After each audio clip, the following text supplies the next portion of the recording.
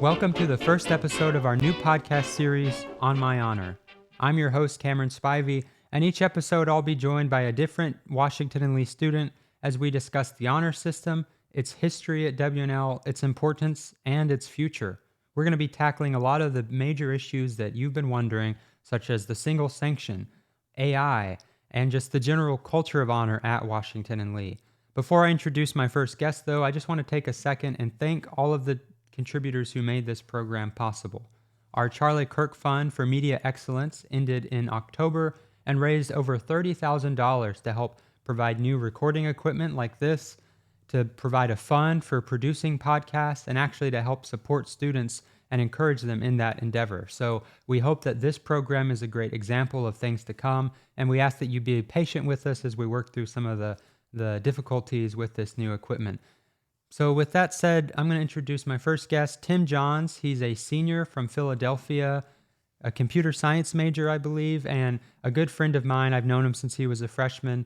I asked him to be on here to tell us a little bit more about his views on the honor system after being here for 4 years. And before we do that, Tim, could you just take a second and tell our guests why you came to WNL, sort of what you knew about Washington and Lee 4 years ago? Well, first of all, I wanted to say thank you for having me. It's been an honor being able to come here and see this house that you have put together and shared with the students. So as you mentioned, I'm a student at Washington and Lee. I'm a senior. I'm from Philadelphia, so I'm not really from Virginia, not from the area. I was first made aware of Washington and Lee by my father. When I was in high school, just looking for colleges.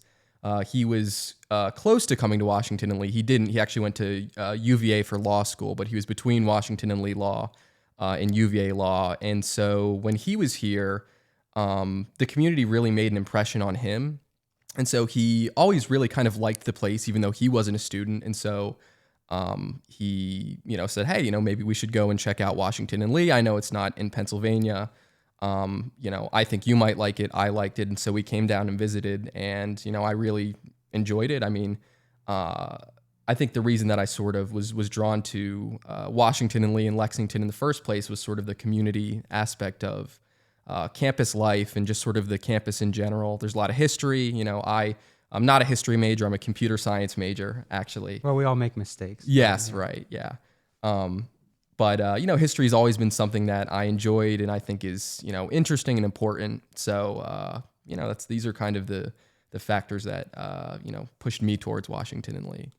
Yeah, well, I want to talk more. I'm sure your father had heard of the honor system, or at least you'd heard of it when you were visiting. Before we do that, though, people are probably wondering, why are you covered in paint? Yes, so the reason that I am not dressed as nicely as you are is because I am the co-president now, actually, of the Habitat for Humanity chapter club that we have at Washington and Lee. And so basically, for those that don't know or maybe aren't familiar, we help build housing for low-income families in the county. And so every Saturday we do a build shift, a morning and an afternoon shift. And so this morning I was out there. I give students rides, and we take them out and, show them how to do basic construction stuff and, get them involved in the community. And so this morning we were painting, and I somehow ended up covered in paint, even though the other students were not as messy as I was. So that's on me. But we have to lead by example. Yes, I promise that it's all dry, so I'm not getting paint all over everything. Yeah, well, Tim asked right before we started this, I guess you didn't know this was a video podcast. I'm pretty sure I specified video podcast. Yeah. But I think it's good that you're dressed like this because it shows you've been out and engaged with students. And I know often, in between the painting and the building at Habitat, there are a lot of conversations with students and alumni that come to Habitat regularly about Washington and Lee, its culture and the honor system. Mm-hmm. There's a lot of alumni, including the current site director and the former site director, both alumni. I go out there when I can, and so it's nice to have that sort of WNO community a little removed from campus. But I guess with that, what did you know about the honor system coming to WNL before you were a student? What was sort of the impact of it, the reputation?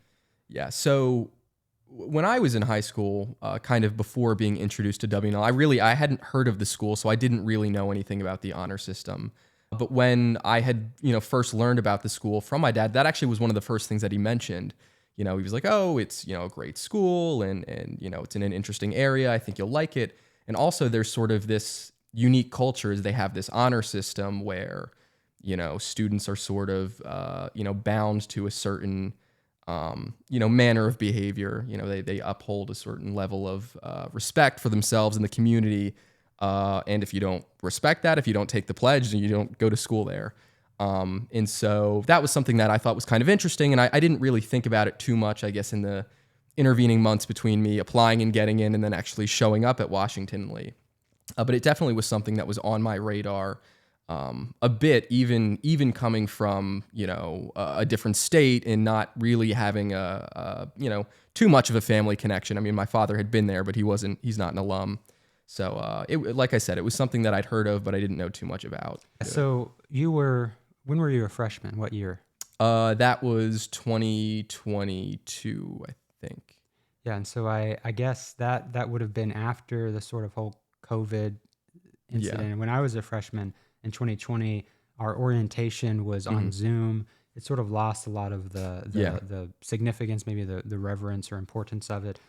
Could you talk a little bit, because this is always a question alumni ask, like what was your sort of orientation? Was there some sort of honor orientation as a freshman? And it's 4 years ago now, but can you remember I'm trying to a little recall. bit from that? Yeah.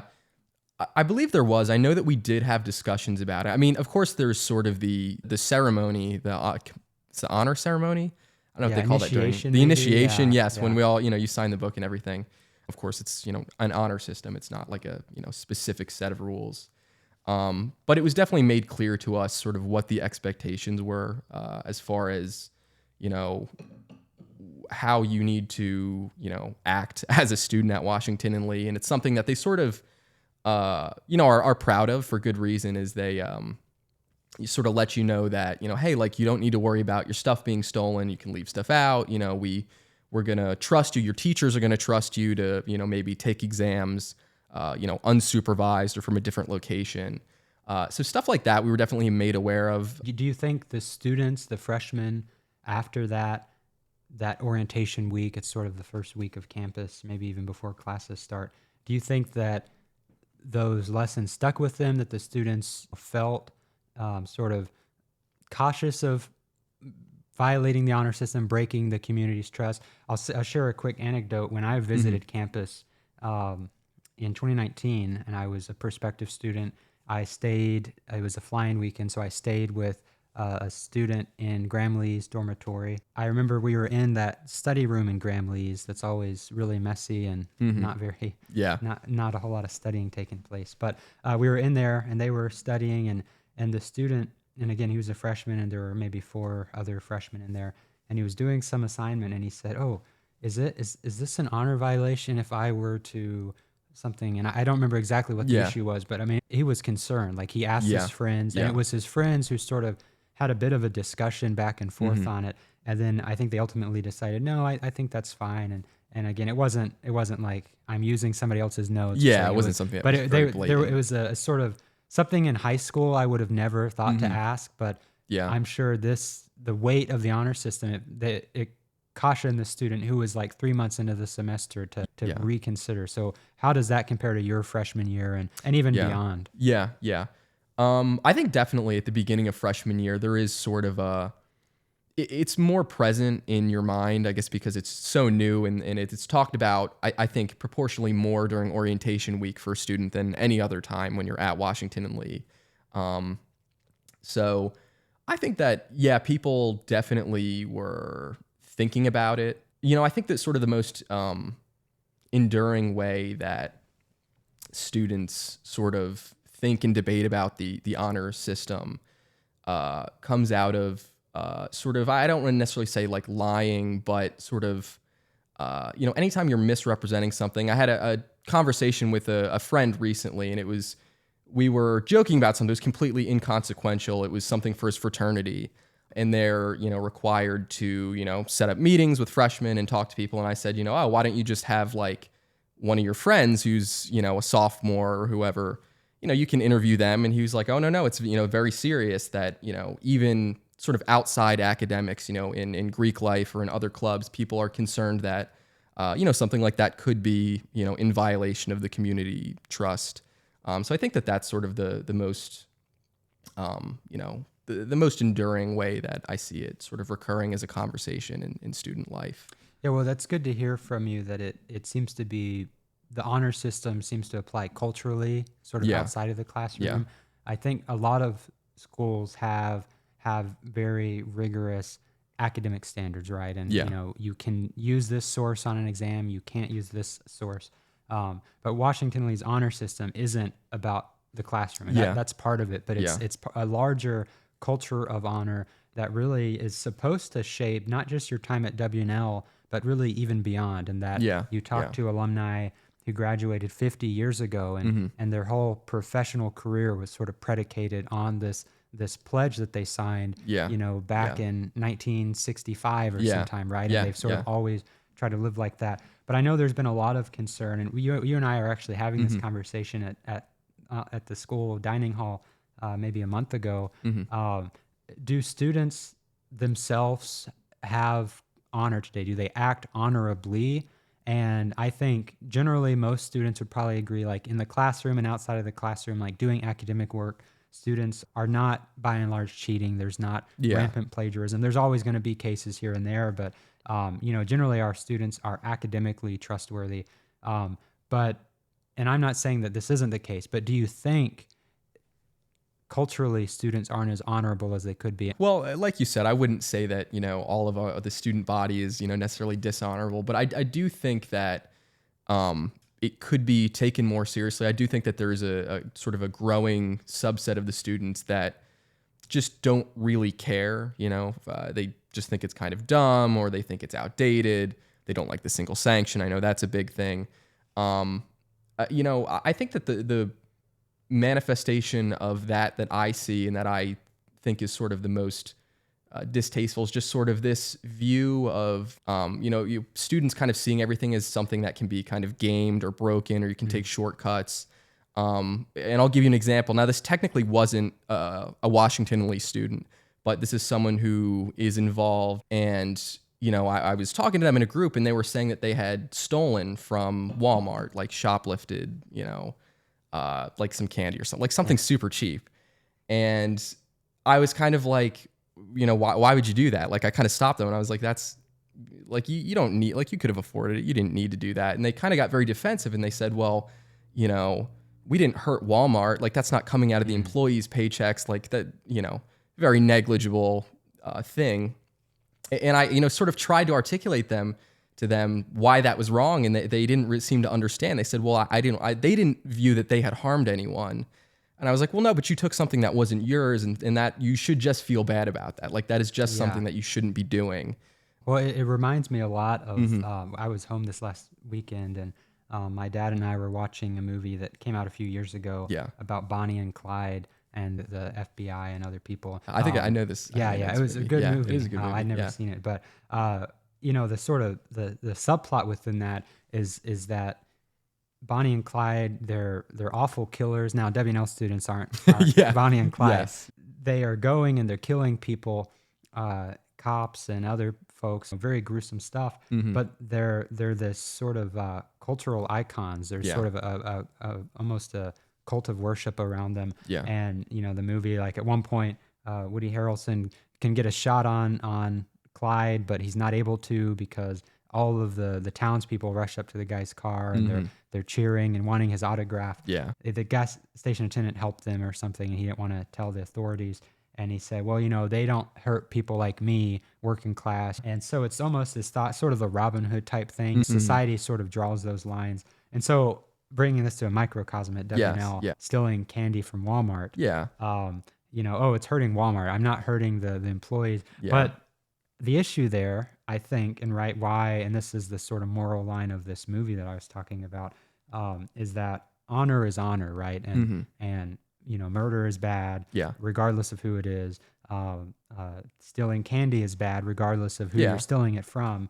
And the point that honor is not really flexible, right? You either have honor or you don't. There's not really a a scale of it. You can't be kind of honorable. I'm honorable enough to not steal candy from, somebody that needs it, but I'll take it from Walmart, right? And I think that's the whole point of the single sanction. There's not a line. It's you either honorable or you're not. You either belong here and you don't. So I guess with that, what do you think about the single sanction and how our campus community is a very rigid, one strike and you're out type policy? Because if the candy, presumably that could have been an honor violation. I mean, I'm in favor of the single sanction. I really have no issue with it.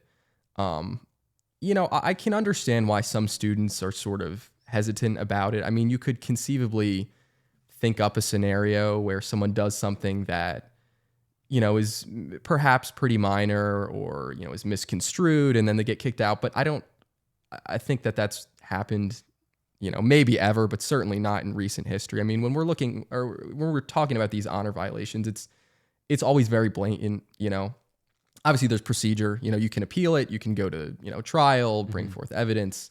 I think that, if you are in a situation where you've done something and you really just got caught and people recognize that it's wrong,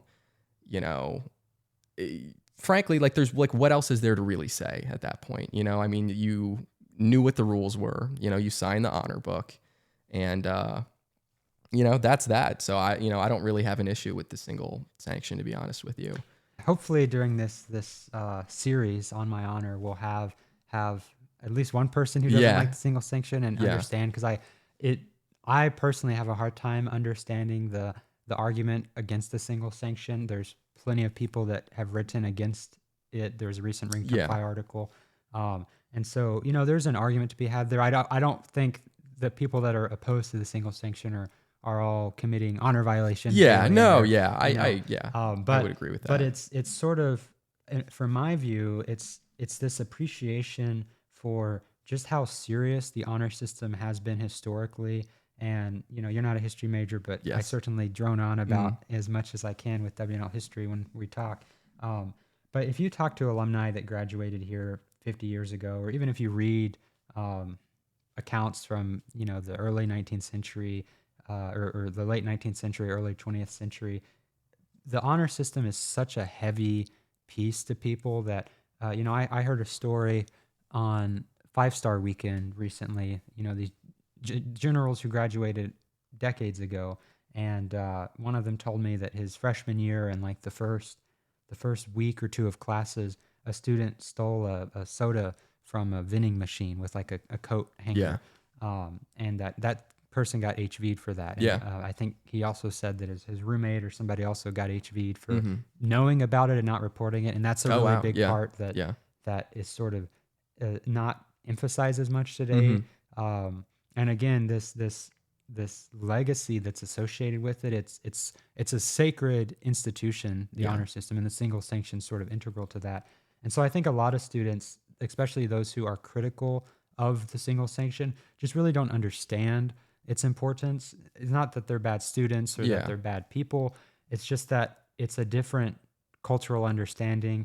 And I mean, you were with me in the cafeteria when I think it was an international student had said that, he doesn't really understand the value of the honor system, something like that. And he said, oh, of course I'll follow it, but I could take it or leave it, right? Which basically his point. Those were his exact words. And so I think that's a problem that should be addressed. I don't know if it's something the student body should address, or if, the president should write a letter endorsing the honor system, but certainly it needs to be more emphasized. And that's why we're doing this podcast. I think alumni are really the best source to understand that, because they're the ones with these narratives, these histories that keep this tradition so alive. You can't have the honor system without the single sanction, because once you delineate that and there's scales of punishment, you start to lose honor, right? In this sort of broader, all-encompassing aspect of it. So I guess we'll pivot a little bit. I want to talk about the talk that everybody's concerned about, and that's AI and the honor system and AI usage. Now, you said you're a computer science major. Yes, I am. For those of us that didn't go to WNL when there were computer science majors, Can you tell us a little bit about what that sort of entails and maybe how AI relates to that in coursework, and then how your professors generally address AI within that department? Of course, I'm a computer science major. Probably the most important thing that we do in terms of coursework is programming, which is something that artificial intelligence is very good at. It's something that most of the models that are being pushed out are being sort of tailored towards, because that's what's profitable for these AI companies. We don't do a whole lot of writing in the computer science department. Occasionally we'll do like a little write-up, but we're not really writing essays or anything like that. Of course, I've taken all of the FDR classes, so I've gone through all of the different humanities courses where you're writing essays. And Yeah, you took your one history class, right? I did. Well, I took two history. I took the two. Civil Great. War Well, there you history, go. Yeah. and European history. Well, it's not too late to switch your major. So I've taken all manner of courses at Washington and Lee where you're doing oral presentations and essays and sort of doing graphical representations, data analysis, and so bring it back to the computer science department. In terms of policy with AI, it's generally you just can't use it. I actually have noticed a shift this year. I suspect that the faculty kind of came together and talked about it over the summer. So the past 2 years, it was basically, you can't use it at all, really, in any capacity. I mean, they said that like you could use it maybe to ask questions about like the concepts, because of course they can't really ever verify whether you did or didn't do that, because that's like, it's kind of like doing a Google search to get more information. Right. But you couldn't use it to produce anything in any of your work. I've noticed a little bit of a shift this year where some of the professors, not all of them, but some of them have said, you can use it to, understand the concepts, to ask questions, and you can also use it to do some debugging. So for those of you that aren't, familiar with programming, you write a program, you try to run it, have it do something on your computer, and almost always it doesn't work. And it won't work for a while because there's, little issues, maybe you type something wrong or there's an issue with the logic. And so, one of the things that AI is really good at is, finding these. Sort of troubleshooting. Yeah, troubleshooting, trying to fix your mistakes. It's almost like spell check, you could actually do the exact same thing with an essay. Although I've yet to have a professor say that you could use artificial intelligence on an essay. And I think that it will be a while before we hit that point, because at that point, I mean, there's, no point in writing an essay because it's not your work. But they really want, at least in the computer science department, they want your work to be your work. I mean, if you're not writing the programs, I mean, what's the point? I mean, that's what you do as a computer scientist, as a programmer. If you're not learning how to do that, why are you even a student? I mean, you're wasting your own money at that point. So they're beginning to integrate it in sort of a light way, but they're still pretty anti-artificial intelligence. And do you think that, I mean, obviously you wouldn't know, you could speak for yourself, but do you think the students, they're abiding by that, and for one, and then also that they think that's a reasonable policy? I actually would say that, they are, but I think that people are using it more than their teachers probably would like them to. And I think it's, not that they're turning in work that isn't theirs, but they're sort of having it create example code and then kind of taking that and writing it in their own way, sort of using that to inform what their output would be based on what the assignment is. So if the assignment says, program, a program that outputs this number, you kind of say, hey, how would I do that? And you look at that code and kind of figure out how you would do it in your way within the parameters of the assignment. I actually recently had I was doing a group project, and it was a partner project. It was two of us. And so it's not really easy to program together collaboratively. Yeah. So we just decided to do it separately, and then we were going to come together and compare our work. And I looked at his code and I was like, I'm pretty sure that this is AI. Like, I don't think that he wrote it. He didn't seem to understand it. It seemed needlessly complicated. It wasn't really all that close to stuff that we had looked at in class.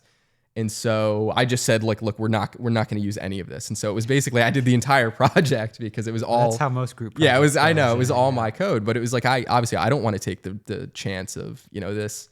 But then again, it's tough because there's no way for me to verify whether it was AI generated. Like, I don't know. Maybe he did. Maybe he just did research and looked at some sort of forum, which is allowed. You are allowed to use web resources to do these assignments. So it's like kind Reddit or Google. Or Reddit or Google or Stack Overflow or any number of these websites that teach you how to code. So it's kind of tough, for not just for the teachers but for students, trying to figure out how to kind of navigate this in a way that's honorable and not cheating.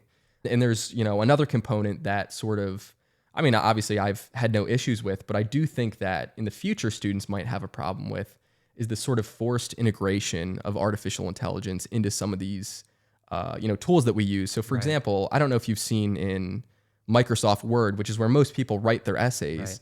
Microsoft has basically integrated their AI platform Copilot into the software to where you basically just need to click a button and it'll do whatever you want. It'll write the essay, it'll fix the essay, it'll change the tone.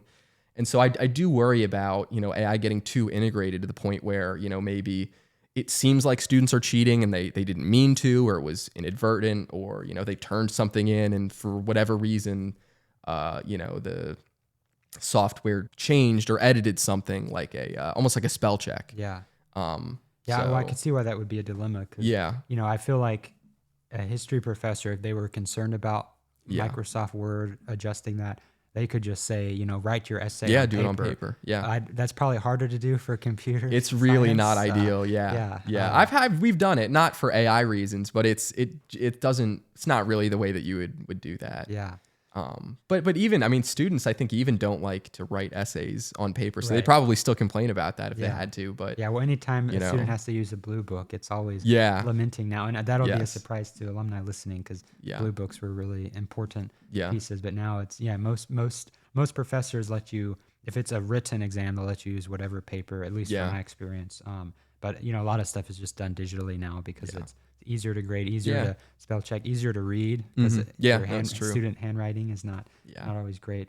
I think there's a lot of concerns there with AI, and it's important to be mindful of it. We're running out of time, but I want to just quickly ask, related to that, do you ever pledge your assignments? I don't know exactly how your assignments look. You don't do many essays, but either in your major or in other classes, how often have you actually written out I have neither given nor received any unacknowledged aid on this exam? Yeah, I would say maybe more often than you think. I wouldn't say, it's not usually like assignments. It's kind of just assumed that you're gonna, honorably complete the assignment and not cheat on it. But for like midterms and finals, I think most of my computer science exams I do. Now, I guess the sort of caveat is the ones that are like digital exams that are online, obviously you don't really write it out. I think I've had a couple where they said like type your name or something, or like check a box to kind of confirm. But I do actually get a lot of on paper midterms in the department, and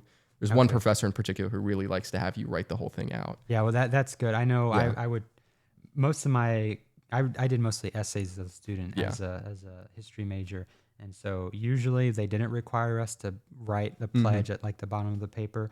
And when I would have in-person exams, on paper exams or whatever, usually the professor would just say, write pledged, Oh, really? That's interesting. Which I was like, well, if you were going to write something, you might as well write the whole thing. Yeah. And I would normally write the whole thing just because it's good to reinforce that. But I know that's one of those little things that I think if all the professors were requiring it on assignments, not necessarily every assignment, but on important ones, it would help remind students, right? Because if you did use AI against the rules on an exam, and you go to write it, like, I don't know, I would feel like I would already feel guilt using AI when I'm not supposed to, but writing that, it's like, you're like, what are you pledging there? So there's lots of concerns, but we'll be continuing this conversation with other students, and I'll be interested to hear how your experience in the computer science field compares with other majors, because one of the things that makes WNL so unique is that it is professor led, right? I mean, they decide their curriculum and what they assign, and so there's a lot of variance classroom to classroom. There's some oversight, and they have to have certain things in their syllabi, but generally professors get to decide what they want to do. And so you get I would suspect a lot of differing views on AI Yeah. within different classes. So Yeah. that'll be interesting to hear. But thanks so much for Yeah. for No, coming, absolutely. Tim. Yeah. And Thank you for having me. yeah, we hope to have you again Yeah. sometime. Been a good conversation. Thanks.